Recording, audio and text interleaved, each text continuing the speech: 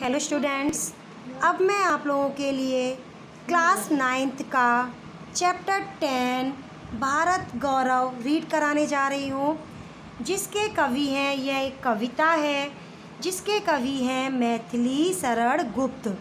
तो मैथिली शरण गुप्त का जन्म सन 1886 ईस्वी में हुआ था और इनकी मृत्यु सन 1964 ईस्वी में हुई थी। तो इसमें मैथिली शरण गुप्त के बारे में बताती हूँ कि मैथिली शरण गुप्त का जन्म झांसी जिले के चिरगांव में हुआ था। बाल्यावस्था यानी बचपन से ही इन्हें कविता में बहुत रुचि थी और इनकी प्रारंभिक रचनाएं हिंदी की पत्रिका सरस्वती में प्रकाशित हुई और ये राम भक्ति में सरोवर पारिवारिक संस्कारों ने इन्हें राम काव्य लिखने के लिए प्रोत्साहित किया और तत्कालीन राष्ट्रीय परिस्थितियों से प्रभावित होकर इनकी कविताओं में राष्ट्रीय चेतना और स्वदेश गौरव की गूंज सुनाई देने लगी। इसी कारण ये राष्ट्र कवि के संबोधन से प्रसिद्ध हुए।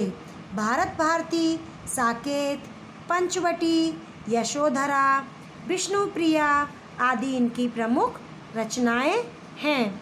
हिंदी साहित्य एवं शिक्षा के क्षेत्र में अनुपम योगदान के कारण इन्हें सन 1954 में पद्म भूषण की उपाधि से अलंकृत किया गया तथा राज्यसभा का सदस्य भी मनोनीत किया गया। तो इस काव्य में यह काव्य भारत भारती से लिया गया है। उनके द्वारा एक जो उनकी रचना की गई थी उसी जो भारत भारती उससे लिया गया है, जिसमें 3 खंड में देश का अतीत, वर्तमान और भविष्य चित्रित है। गुप्त जी ने, जो मैथिली शरण गुप्त थे, उन्होंने भारत के अतीत का गौरवशाली चित्र प्रस्तुत किया है, यानी भारत गौरव के बारे में बताया है और इन्हीं विशेषताओं के आधार पर उसे विश्व के सिरमौर मीन्स क्या होता है, सरदार यानी श्रेष्ठ पद पर प्रतिष्ठापित किया है। इस काव्य में कवि ने भारतीय सभ्यता और संस्कृति का गौरवगान किया है। इसके साथ साथ आर्यों के महान जीवन आदर्शों का भी चित्रण किया है। तो इसमें बताया है कि भारत संसार के प्राचीन देशों में से यह भारत देश हमारा एक देश है। यहाँ के प्राचीन निवासी कौन थे? आर्य थे। वे वीर ही नहीं, पूरी तरह सभ्य और शिक्षित भी थे। विद्या और कला में वे अच्छे प्रवीण थे। उन्होंने ही संसार को ज्ञान विज्ञान का प्रकाश दिया। तो यह कविता स्वर्गीय राष्ट्र कवि श्री मैथिली शरण गुप्त ने इसमें क्या बताया, भारत के अतीत का शानदार चित्र प्रस्तुत किया है। चलिए हम कविता को रीड करते हैं और मैं इसका फिर आप लोगों को अर्थ समझाती हूँ। उससे पहले मैं आप लोगों को कविता का सार बताती हूँ, कविता का अर्थ थोड़ा छोटा सा अर्थ बताती हूँ कि इस कविता का सार क्या है। तो इसमें यह बताया गया कि भूलोक का गौरव भारत प्रकृति की पुण्य लीला स्थली है और हमें अपने हिमालय और गंगा जल पर गर्व है। और ये भारत क्या है? ऋषियों की भूमि है और इसी संसार में सबसे पहले उन्नति हमारे इसी देश की हुई थी। संसार की तरह तरह की संपत्तियों का सबसे पहले यही हमारे भारत में ही पता चला था, इसीलिए इसे भारत संसार को सबसे पुराना देश कहा गया है। ये हमारा भारत देश में कौन थे? आर्य भारत के प्राचीन निवासी थे। उन्होंने ही संसार को विद्या और कला का ज्ञान दिया और हम क्या हैं? आर्यों की ही संतान हैं। आज देश की दशा अच्छी नहीं है, फिर भी प्राचीन सभ्यता संस्कृति के गौरव चिन्ह हमें यहाँ पर आज भी मौजूद दिखाई देते हैं। तो आर्यों की क्या महान, आर्य कैसे थे? आर्य परोपकार की प्रबल भावना थी आर्यों में और वो अपने जीवन को दूसरों की भलाई में बिताते थे। ठीक है, चलिए हम आगे रीड करते हैं।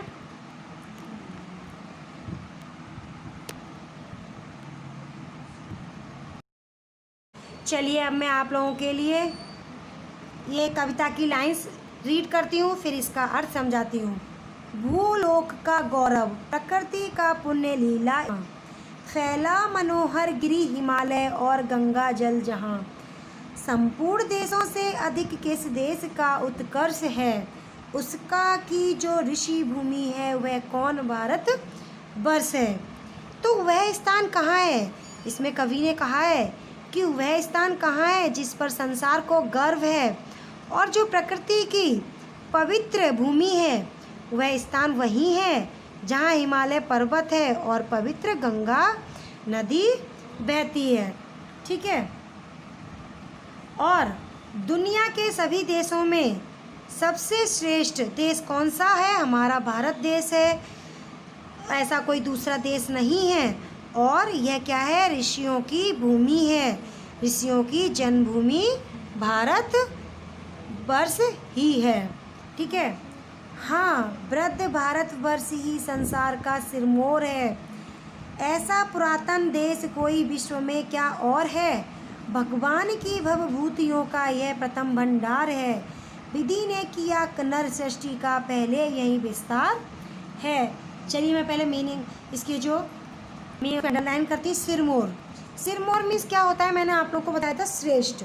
सिरमौर मीन्स क्या होता है, श्रेष्ठ। पुरातन मीन्स होता है पुराना, प्राचीन। ठीक है। और विश्व मीन्स तो पता है संसार।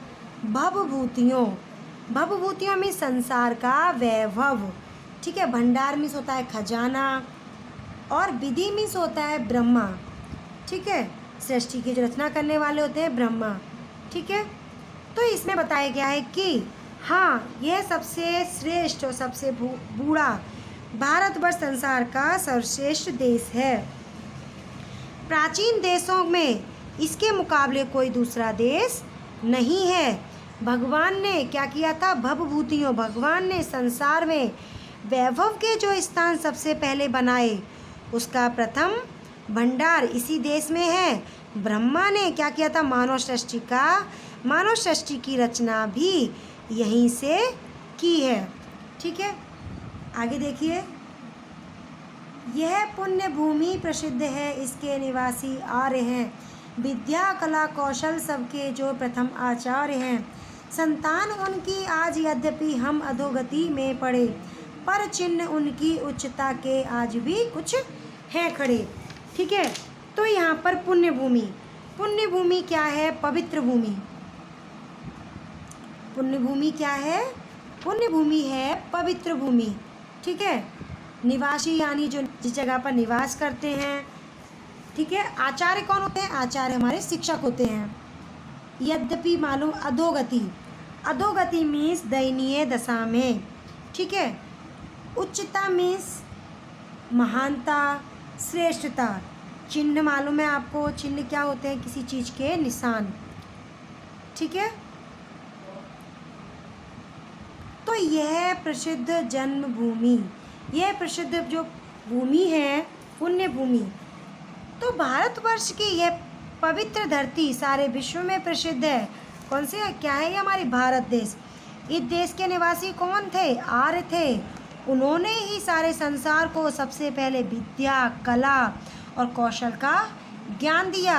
यद्यपि उन आर्यों की संतानें आज बुरी दशा में हैं, फिर भी उनके महान चरित्र के कुछ निशान आज भी मौजूद हैं, यानी कि जो उन्होंने सिखाया था वो थोड़ा बहुत आज भी देखने को मिलता है। चलिए आगे रीड करते हैं। बेआर ही थे जो कभी अपने लिए जीते न थे, बेस्वार्थ रत हो मोह की मदिरा कभी पीते न थे। संसार के उपकार हित जब जन्म लेते थे सभी, निश्चेष्ट होकर किस तरह वे बैठ सकते थे कभी। तो इसमें कवि ने कहा है कि वे आर्य थे जो अपने जीवन को कभी अपना नहीं समझते थे, वो कभी भी अपने लिए नहीं जिए और उन्होंने अपने ही लाभ के लिए कभी मोह नहीं किया। हमेशा वो दूसरों के ही उपकार के लिए जिए और उन्होंने संसार का उपकार करने के लिए ही जन्म लिया था। और निष्क्रिय होकर वो कैसे बैठ सकते थे, वह उन्होंने क्या किया, संसार के लिए ही अपनी जान लगाई और संसार के लिए ही जिए वो। ठीक है। तो यहाँ पर ये शब्दार्थ दिए गए हैं। शब्दार्थ और टिप्पणी में आप लोगों को बताती हूँ। गौरव, गौरव मीन्स होता है सम्मान और प्रतिष्ठा। भूलोक मीन्स होता है संसार, दुनिया। लीला स्तर यानी महान पुरुषों की क्रीड़ा भूमि। उत्कर्ष यानी उन्नति, सिरमौर आप लोगों को बताया श्रेष्ठ, पुरातन मीन्स प्राचीन, भवभूति भी बताया था संसार का वैभव, विधि ब्रह्मा, आचार्य यानी शिक्षक, अधोगति यानी दयनीय दशा, स्वार्थरत केवल अपना ही लोभ देखने वाला, मदिरा मीन्स शराब होता है, संसार यानी दुनिया, निश्चेष्ट यानी चेष्ट रहित, निष्क्रिय होकर, किसी के डरे बिना। ओके।